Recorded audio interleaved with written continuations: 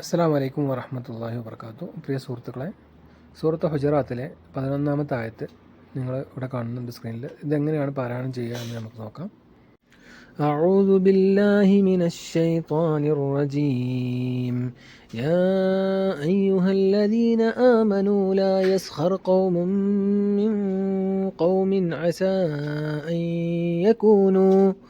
عسى أن يكونوا خيرا منهم ولا نساء من نساء عسى أن يكن خيرا منهن ولا تلمزوا أنفسكم ولا تنابزوا بالألقاب بئس الاسم الفسوق بعد الإيمان ومن لم يتب فأولئك هم الظالمون.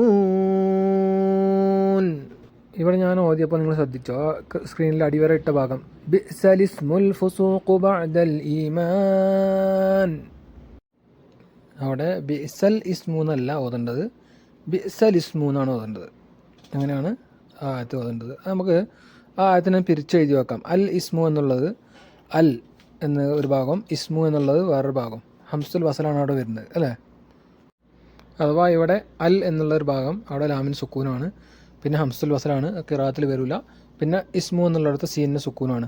അങ്ങനെ രണ്ട് ഹർഫുകൾ ഒരേ സമയം സുക്കൂനുള്ളൊരു അക്ഷരം നമുക്ക് അറബി ഭാഷയിൽ കാണാൻ കഴിയുകയില്ല, അല്ലേ? അതുകൊണ്ട് തന്നെ നമ്മൾ ബിഅ്സൽ ഇസ്മു ആ ലാമിന് കസർ കൊടുത്തിട്ടാണ് അവിടെ ഓതുക. ബിഅ്സൽ ഇസ്മു എന്നാണ് അവിടെ പാരായണം ചെയ്യേണ്ടത്. അപ്പോൾ ബിഅ്സൽ ഇസ്മുൽ ഫുസൂഖു ബഅദൽ ഈമാൻ, അങ്ങനെയാണ് അവിടെ പാരായണം ചെയ്യേണ്ടത് കേട്ടോ.